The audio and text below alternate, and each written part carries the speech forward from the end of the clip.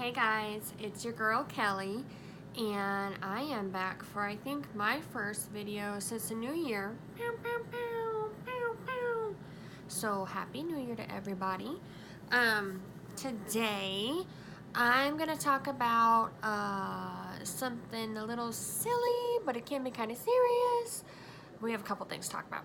So I wanted to talk today about post-Disney depression or the post-Disney blues or Disney depression, however you want to call it, phrase it, that's fine. But this is a thing, not necessarily linked strictly to Disney, but it is also, it's the feeling of depression or letdown or I guess losing motivation after you come back from your magical stay at Disney. And it's very easy to understand why. If you go to Disney and you have an extended stay or however long you're there, actually 2 days, 3 days, 5 days, 7 days, doesn't matter. The magic is amazing, and the feeling there is amazing. Everything is amazing, and it's hard. It's very hard to come back to the real world, come back to reality when you have to leave Disney, when your vacation's over. Inevitably it happens, unless you're a lucky person who gets to live there and have billions of dollars, which I'm working on it, so stay tuned. But it is a real feeling, and it's not just kids crying because they don't want to leave. It can be adults too, grown men who don't want to leave. I think it's that euphoria, the pure happiness of being at Disney. I know for myself, for myself and my husband and my sisters, we don't have to stress when we're at Disney. We don't have to worry about the water bill and the cable bill and did we pay the rent, and I have to leave work early to go pick someone up from school because they got sick, or I have to rush from one practice to another practice and my car tire is flattened. Oh, you have to work another night shift and things like that. It is just pure bliss. It's stressful being at Disney, at least it can be, due to a couple of factors. Number one, the crowds are insane. That's why we try to go in off-peak times so that the crowds aren't as bad. But even then, when you go in off-peak hours or not popular times of year, it's still super crazy. It's Disney. It's always going to be busy. That's really, really kind of the biggest thing that I can think of off the top of my head. So I wanted to let you know, if you're going through it, it's okay. Post-Disney depression, of course, is a made-up phrase. I don't believe there's anywhere in any diagnosis books, but it's a common occurrence, and it's not just Disney, you guys. It's that feeling when you work so hard in school, or you graduate high school, or you graduate college, and you celebrate and you have a wonderful send-off, and then it's kind of like a letdown, like, oh, I did all this preparation and planning, it's over. On to the next step, or I got to start planning a new trip or a new adventure. So it's real, and it's not just Disney, okay? But I wanted to just kind of commiserate with you guys. I feel it every time I leave Disney. I go through Disney withdrawals. My husband and I love to make the joke that when we leave Disney and we get back to the real world, you can't scan your Magic Band anymore. You have to actually pull out your debit card or credit card to pay for things. There's nobody there to come clean your bed or leave us fresh towels or whatever. So it's a wonderful experience, and I'm not being facetious. It truly can be depressing and a letdown when you leave. But I was looking over some articles, and I actually found one on Walt Disney, or www, WaltDisneyWorldInfo.com, and it's the 6 tips to battle post-Disney blues.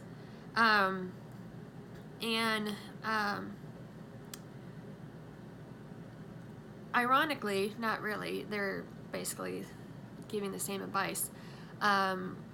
These tips work just as well for somebody who's dealing with depression or anxiety or panic. So I'll run through these real quick. And the first tip is to plan ahead. So we know that post-Disney depression or post-Disney blues is coming. So make a playlist of your favorite soundtrack from Disney, or a slideshow to look at when you get down, of your favorite memories, of your favorite photos with cast members or whatever photos you took. Make a list of your favorite Disney or Pixar movies that you want to watch, or Marvel movies that you want to watch, to remind you of the good times, to remind you how much fun you had and how much every penny you spent was worth it. Another tip number 2 is to get social. Talk about your experiences. Talk about how much fun you had, and spread the word. Spread the good Disney gospel. That's what it's basically saying. To your friends, to your family, to your friends and family who went on the trips with you, to people who didn't go on the trips with you, to your coworkers, anybody who's actually interested in hearing it. Just talk about it. It's great. It's okay to share a wonderful experience. Maybe it'll inspire someone else to go. Maybe you can help them plan. I love getting to help plan or give bits of advice or talk about new events and new attractions with someone like my manager who's going in October this year. She was jealous of me when I went this past year in September. I'm jealous she's going this year in October, but it's wonderful to get to kind of, have that connection with someone who, honestly, it would have probably taken me a few months to warm up to her or getting to know her, and Disney was that door that opened, and she and I became really close, and I'm thankful for that because she's fantastic. Tip number 3 is walk it off. Get up, go outside, do some exercises. You don't have to go running, you don't have to overexert yourself. Get up and have little adventures of your own. Go visit, a park or a museum, or if you're tight on money, I'm sure you can look on Facebook events and find something free nearby. Go to a park, go to a library, that's usually free. Something like that. Walk it off. Listen to Disney when you get in the car. Listen to Disney on your headphones when you're walking around. I love doing that. Every time I get in the car with my daughter, we always put on the Happily Ever After fireworks show soundtrack, and it's fantastic. It brings back great memories. I can almost smell the smells. I can feel the chills when Tink would come down from the castle, and oh, it was amazing. So walk it off. Exercise releases endorphins. Endorphins make you happy. It's not a bad thing if you're feeling kind of down. Number 4 is think of a wonderful thought. Instead of, I want to go back. I hate it here. I hate real life. Meh, meh, meh. Think about, gosh, remember when Michaela met Tiana and she burst into tears, and then all of us basically burst into tears because we were so happy? Remember when Evan got to meet Merida and he couldn't even talk because he was so nervous and embarrassed? Remember when, one of the kids rode a roller coaster for the first time and they were so excited, or things like that. Remember when we rode Rock and Roller Coaster and Tower of Terror back to back to back to back and I almost threw up? Things like that. Happy thoughts. Good memories. The dinners that we got to spend together. The people that we met. The cast members who made it such a memorable experience. Those are great things to think about. You don't have to think about them in a sad, sorrowful type of way. It's a happy experience. Remember it as a happy experience. It'll help inspire you and hopefully make you want to go back, because it always makes me want to go back. So number 5 is embrace your normal routine. Hey, as much as you hate it, as much as you hate going back to real life and you're kicking and screaming and begging not to. Most of us got to go back to work. Kids got to go back to school. Got to get back in the routine, man. I got to go back to the practice schedules and picking one kid up, dropping another off, going to tutoring, getting home, making dinner, going to school, going to work. It's just part of life, but I like to add parts of Disney in there. So I'll put on the Disney, a Disney soundtrack or some of the Disney's greatest hits you can find on iTunes or Google Play Music with some of the biggest hits from their soundtracks. Or I like to even get on YouTube and look at the fireworks shows, like the Hocus Pocus show from Halloween. You can watch that on YouTube, and I just play it. I don't watch it while I drive. I listen to it because I can see it in my mind. The memories just come back to me, and I love it. I love doing that. And I have like a 30-45 minute drive to work and then home from work, so I got time to kill.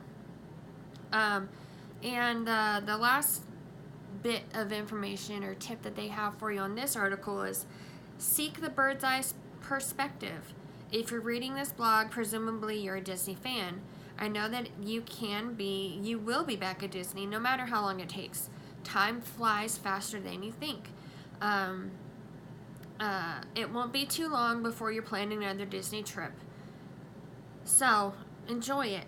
No matter what strategies you use to ease the pain of your post-Disney blues, it's good to have a few post-Disney blues busting ideas in your arsenal. So I thought that was a really cute little article, and I'm not happy to say I'm not going through Disney withdrawals right now. Not so much. I'm always in Disney withdrawals, but it's not so. I'm not in the midst of it. I'm not in the throes of withdrawals right now. That's what I'm trying to say. What I do want to say is that it happens.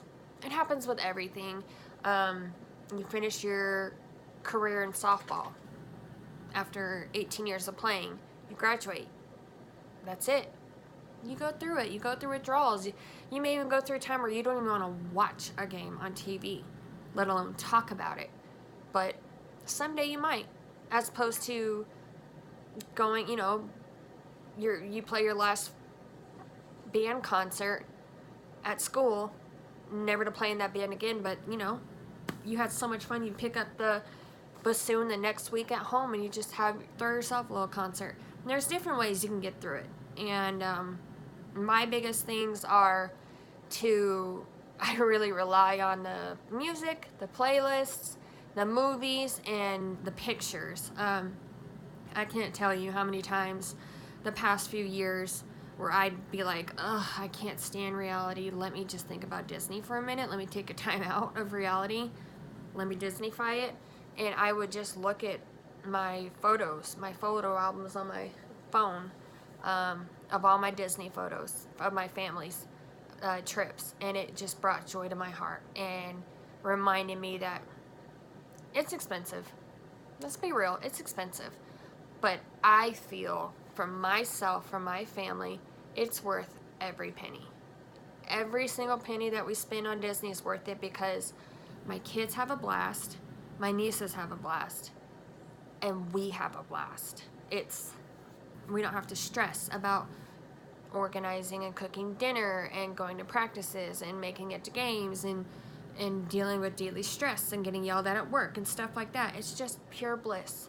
The only stress that we feel when we're there is the stress we put on ourselves if we book too many fast passes in a row, or we have to haul buns from one end of Magic Kingdom to the other to make a lunch reservation.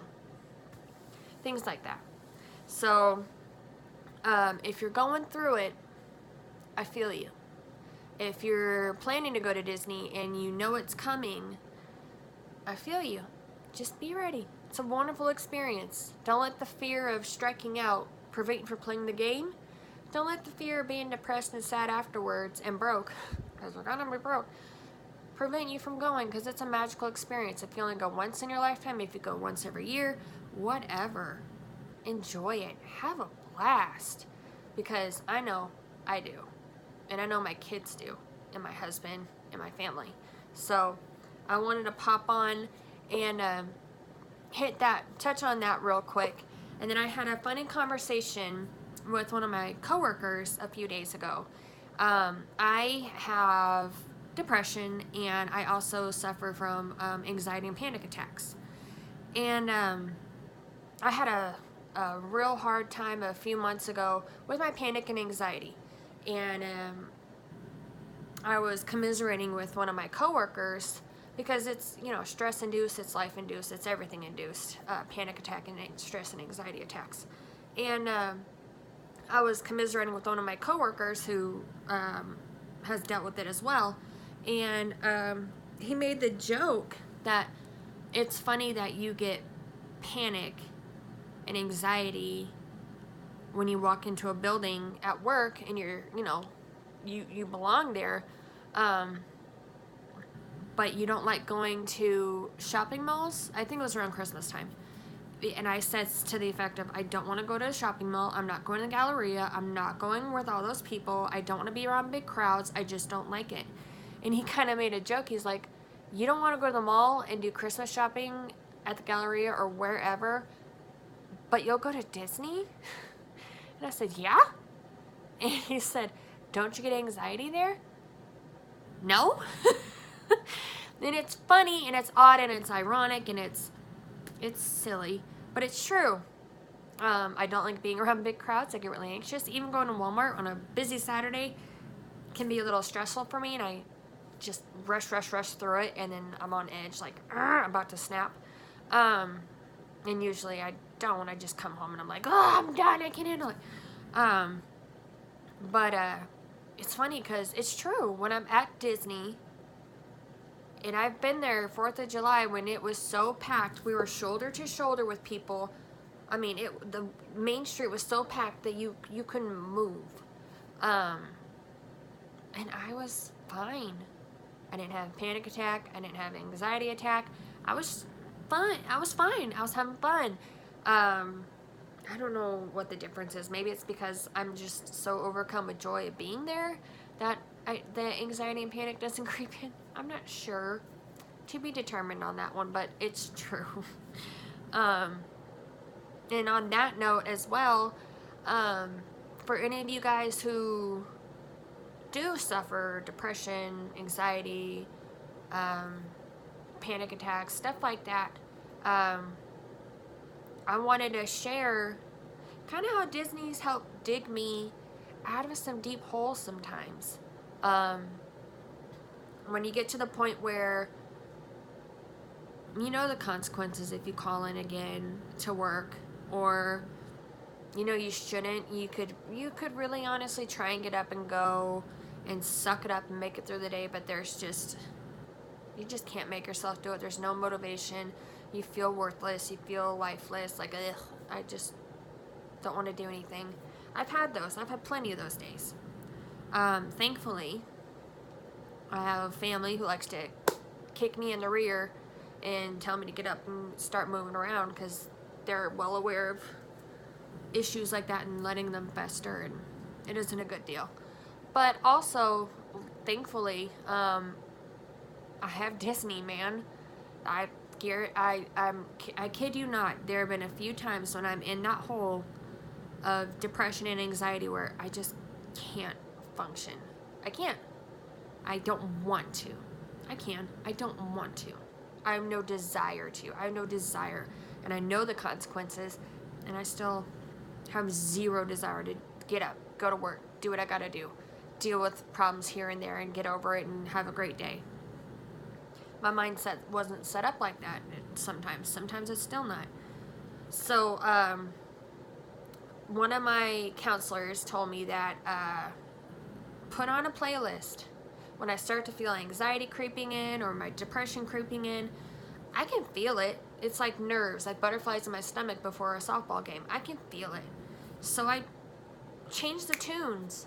If I'm in my car, I'll put on some Disney tunes. I will put on a Disney soundtrack. Mulan, Beauty and the Beast, Aladdin. I mean, honestly, any of them.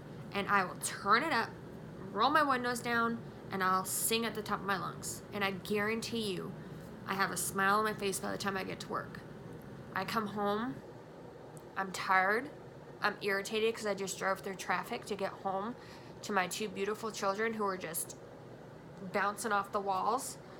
And I put on Disney Plus, or now it's Disney Plus, but I would put on any of my Disney movies. And just let it play in the background, and eventually I'll settle.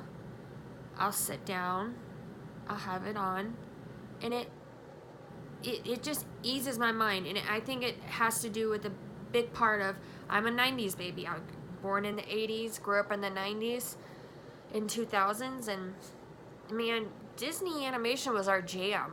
Little Mermaid, Beauty and the Beast, Aladdin, like those hard hitters came out for us. Pixar came out with Toy Story when I was 10. Like, those are our jams. And I can't help but smile. I can be in the worst mood.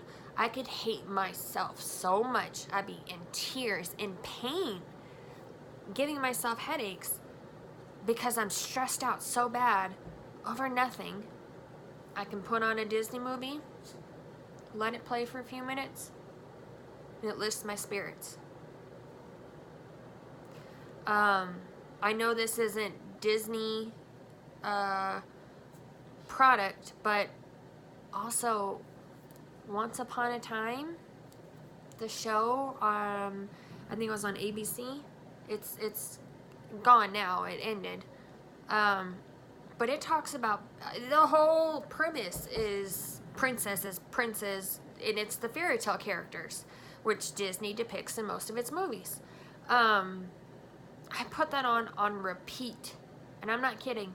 I'll watch season 1, episode 1, all the way through, I think, season 7, the last episode, and then I'll start back over the next day. I mean, I don't do it all in one day, but over the course of like a month, at night when I'm going to bed or watching TV, that's what I'm watching in the background, and I'll be reading, or I'll be hanging out with my kids, talking, going over homework.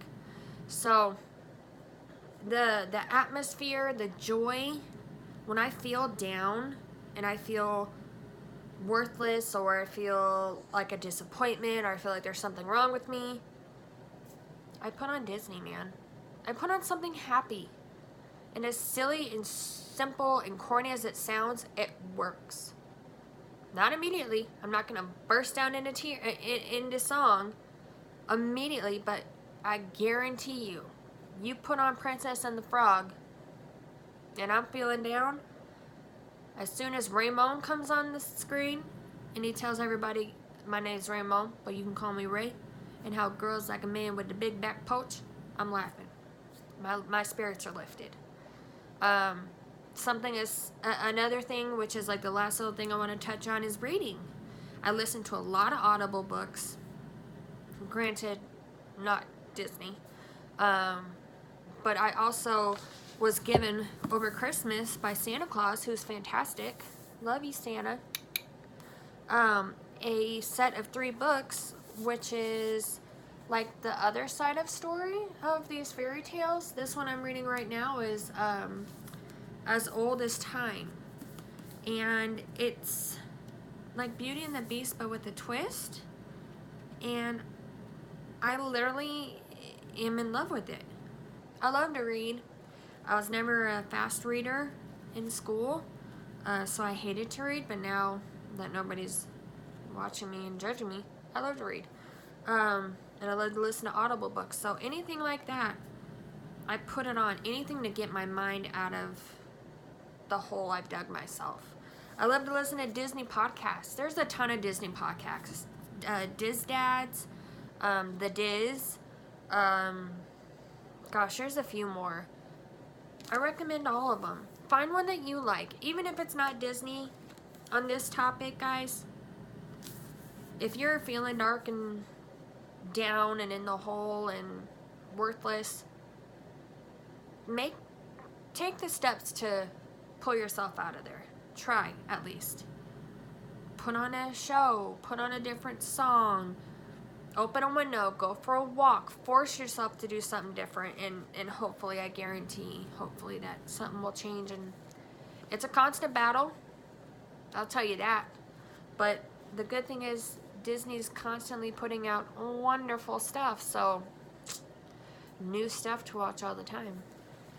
But yeah, I just wanted to kind of pop on there. I had seen this article about the Disney blues, and it just made me kind of think of, yeah, I go through the Disney blues, but I also go through the blues as well. And Disney's probably saved my life a few times, not being funny. I appreciate Disney for the ambiance and joy that they give me. And yeah, I hope that you guys, I hope some of these tips help you. If not, I'm sorry. If you think I'm stupid, I'm sorry. But yeah, if it helps, let me know. Let me know what helps you. It's a constant battle, always looking for new things. And just keep planning. Just keep swimming, as Dory said. So, until next time, I'll see y'all real soon.